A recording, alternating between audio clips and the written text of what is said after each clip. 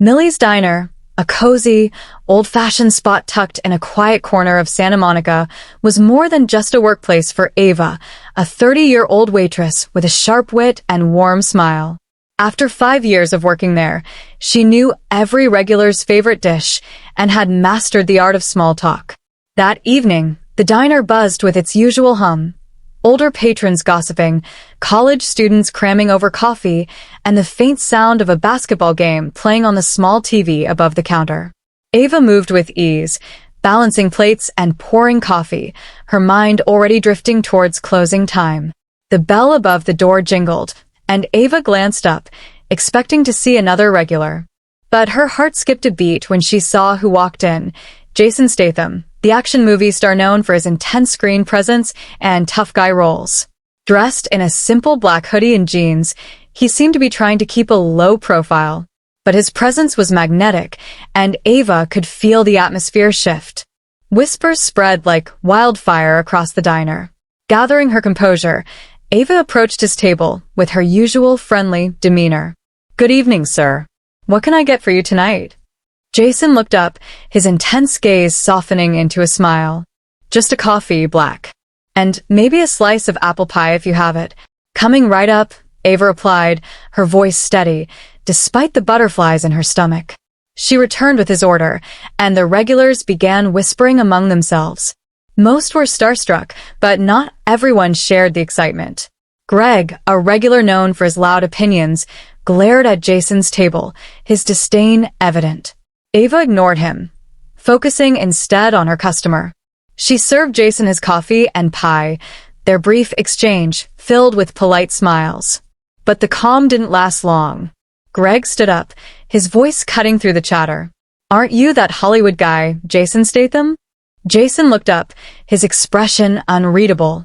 "Yes, that's me." Greg crossed his arms, his voice dripping with sarcasm. "I've seen your movies. You play heroes on screen, but what do you really do for the people who need help?" The diner fell silent. Ava's heart pounded as she saw the discomfort on Jason's face, but he remained calm. "I try to give back where I can," he said quietly. "I support charities and causes that matter to me." Greg scoffed. "Sounds like a PR stunt." Ava couldn't stay silent. Summoning her courage, she stepped forward. "That's not fair," she said, her voice steady. "Jason Statham has done a lot for people.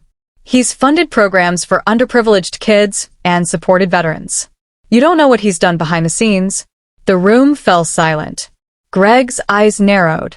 "You really believe that?" "Yes," Ava shot back. "Because actions speak louder than words. It's easy to criticize from the sidelines, but he's making a difference." Greg huffed and returned to his seat.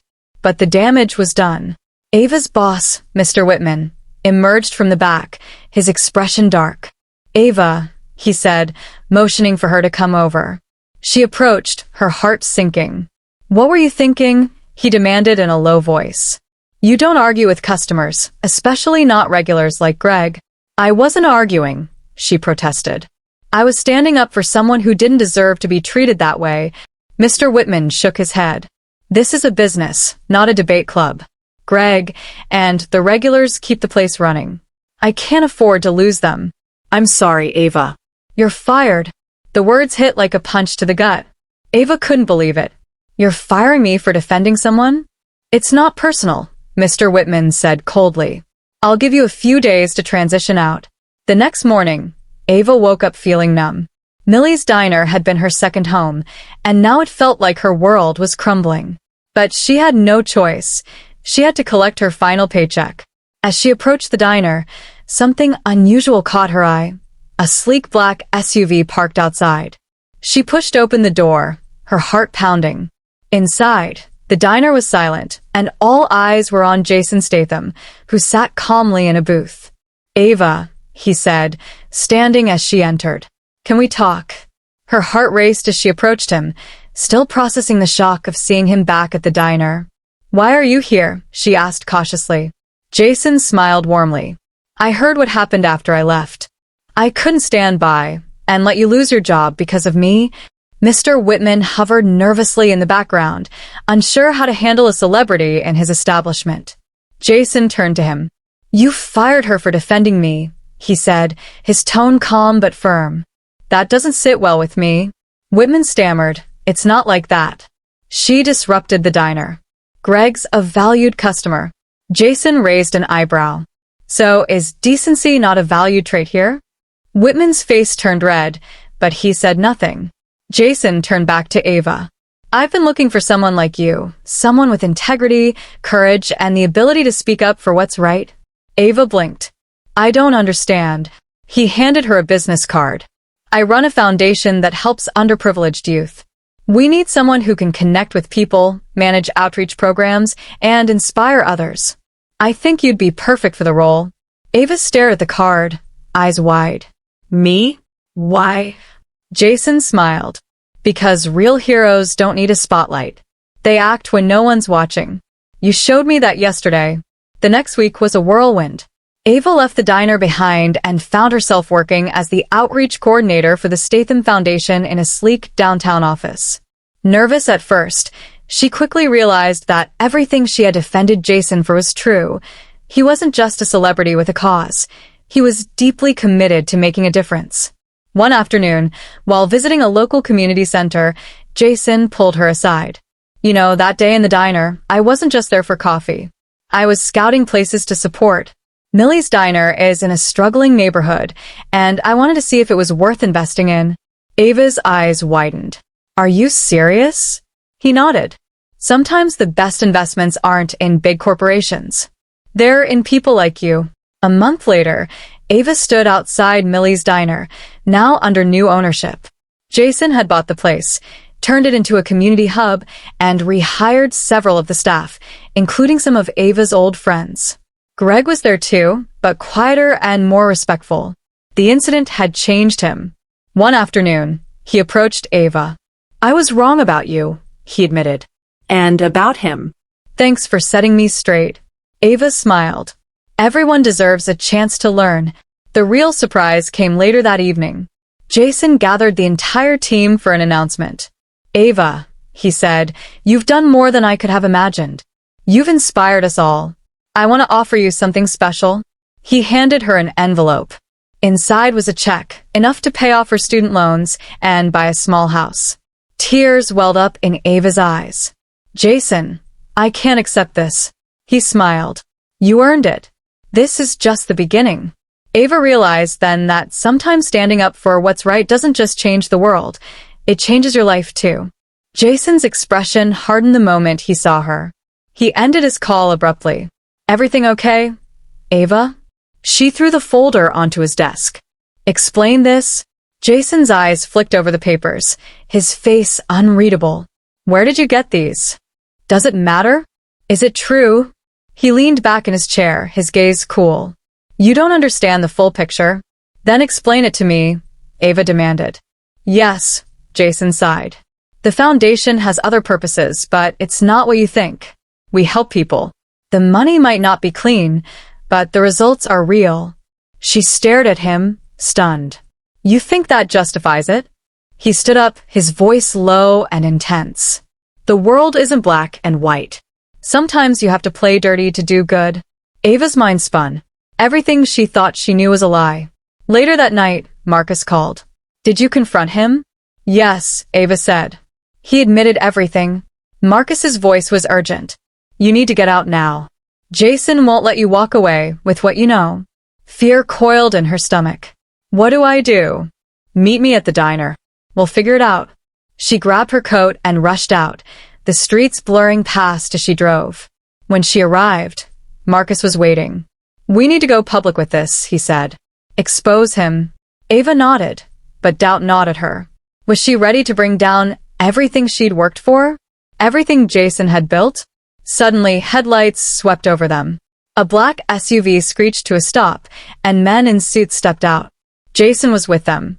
You shouldn't have crossed me, Ava, Jason said, stepping forward, his face shadowed but calm. The men with him remained still, watching. Ava's heart raced, but something in Jason's expression made her pause. He didn't look threatening, he looked disappointed. Marcus stepped in front of Ava protectively. Stay back, Jason. Jason's eyes locked onto Marcus. You've gone too far this time, Marcus. Enough lies. Ava's eyes darted between them. What is he talking about? Jason pulled out a folder identical to the one Marcus had given her.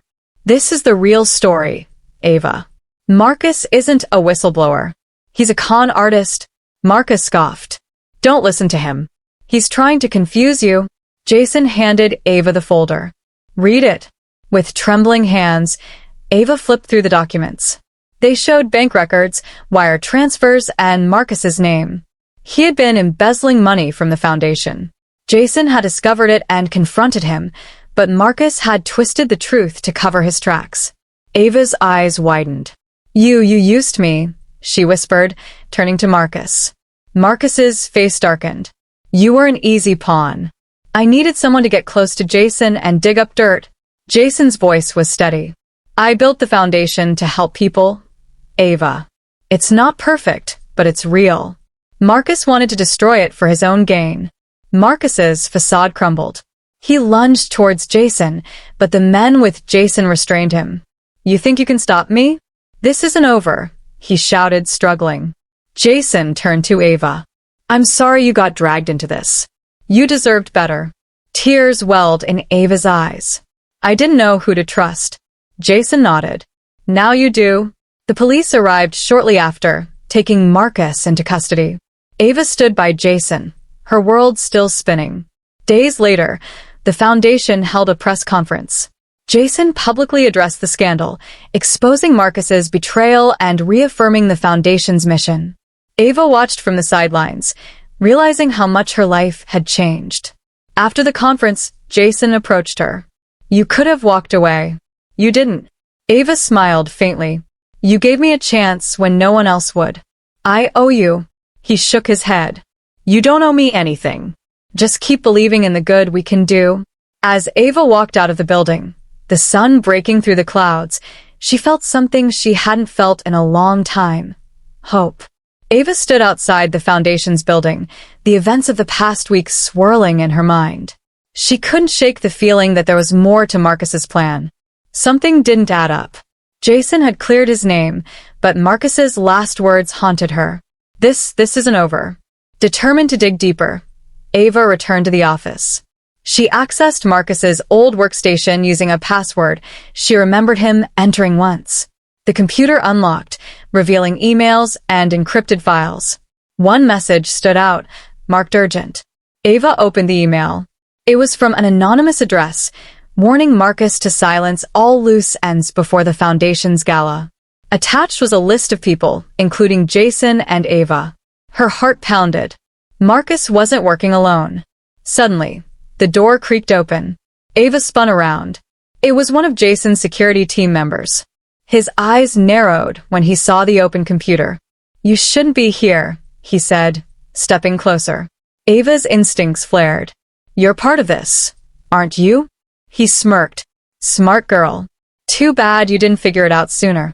He lunged at her, but Ava grabbed a paperweight from the desk and swung it, knocking him back. She bolted out of the office, adrenaline pumping. She had to warn Jason. Jason was at the gala, unaware of the looming danger. Ava burst through the doors, searching the crowd. She spotted him on stage, addressing the guests. Jason, she shouted.